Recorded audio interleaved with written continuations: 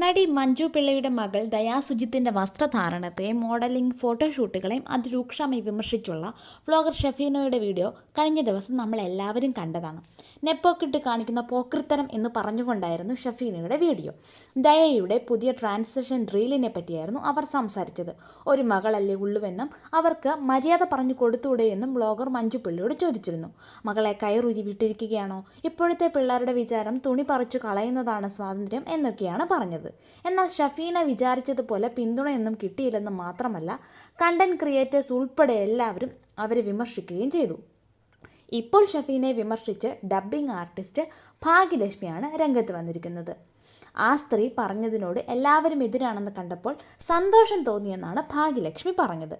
സമൂഹത്തിൽ ഒരുപാട് മാറ്റം വന്നതിൽ സന്തോഷം വരുന്നുണ്ട്.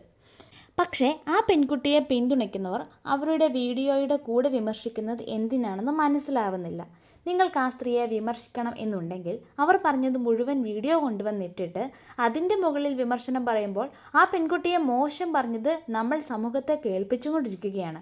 അത് ശരിയാണെന്ന് തോന്നുന്നില്ല. നമ്മൾ എന്തിനാണ് ആ വിഷ്വലുകൾക്ക് പ്രാധാന്യം കൊടുക്കുന്നത്? ആ പറഞ്ഞ സ്ത്രീയെ വിമർശിക്കുക എന്നതാണ് നമ്മുടെ ഉദ്ദേശം. അതിനല്ലേ പ്രാധാന്യം കൊടുക്കേണ്ടത്? അല്ലാതെ ആ സ്ത്രീയുടെ വീഡിയോ ഇട്ടിട്ട് അത് പകുതിയോളം വിഷ്വൽ കാണിച്ച് പിന്നീട് നമ്മുടെ അഭിപ്രായം പറയുമ്പോൾ വ്യൂവർഷിപ്പ് കൂട്ടാനാണോ എന്ന് സംശയം തോന്നുകയാണ്. അതുമാത്രമല്ല, അത് കൂടുതൽ ആ പെൺകുട്ടിയെ വേദനിപ്പിക്കുന്ന അവസ്ഥയിലേക്ക് കൊണ്ടുപോകും. നല്ല ധൈര്യമുള്ള കുട്ടിയാണ് എങ്കിൽ പോലും അതുണ്ടാക്കുന്ന വേദന നമ്മൾക്ക് മനസ്സിലാവില്ല. എന്നെ മോശമായി പറഞ്ഞ യൂട്യൂബറുടെ ഒരു വിഷയമുണ്ടായിരുന്നില്ലേ? അത് കോടതിയിൽ വന്നപ്പോൾ നമ്മുടെ മൊഴിയെടുക്കും. രഹസ്യ കോടതി നമ്മളും ജഡ്ജും മാത്രമേ ഉണ്ടാവൂ. നമ്മളെക്കുറിച്ച് എന്തൊക്കെയാണോ മോശം പറഞ്ഞത് അതൊക്കെ നമ്മൾ അവിടെ മൊഴിയിൽ പറയണം. നമ്മളെക്കുറിച്ച് ഏതോ വ്യക്തി പറഞ്ഞ ആ തെറികൾ നമ്മൾ തന്നെ ആവർത്തിക്കുക. ആ ഒരു അവസ്ഥ അനുഭവിച്ചവർക്ക് മനസ്സിലാകൂ. നിങ്ങൾ സത്യസന്ധമായി ആത്മാർത്ഥമായി ആ പെൺകുട്ടിക്ക് വേണ്ടി നിൽക്കുകയാണെങ്കിൽ ആ വീഡിയോയുടെ കൂടെ അത് പ്രചരിപ്പിക്കാതിരിക്കുക. അതാണ് എനിക്ക് പറയാനുള്ള കാര്യം. വിമർശിക്കാം, അഭിപ്രായം പറയാം എന്നൊക്കെ പറയുന്നത് കേട്ടു. എന്തിലൊക്കെയാണ് നിങ്ങൾക്ക് അഭിപ്രായം പറയാൻ പറ്റുന്നത്? നിങ്ങളുടെ ആവശ്യ സാധനങ്ങൾ, അതുമായി ബന്ധപ്പെട്ട കാര്യങ്ങളിലൊക്കെ അഭിപ്രായം പറയാം. അവൾ എന്ത് ധരിക്കണം, ഏത് പ്രൊഫഷനിൽ ജോലി ചെയ്യണം എന്നുള്ളതിൽ അഭിപ്രായം പറയാൻ സ്വാതന്ത്ര്യമില്ല.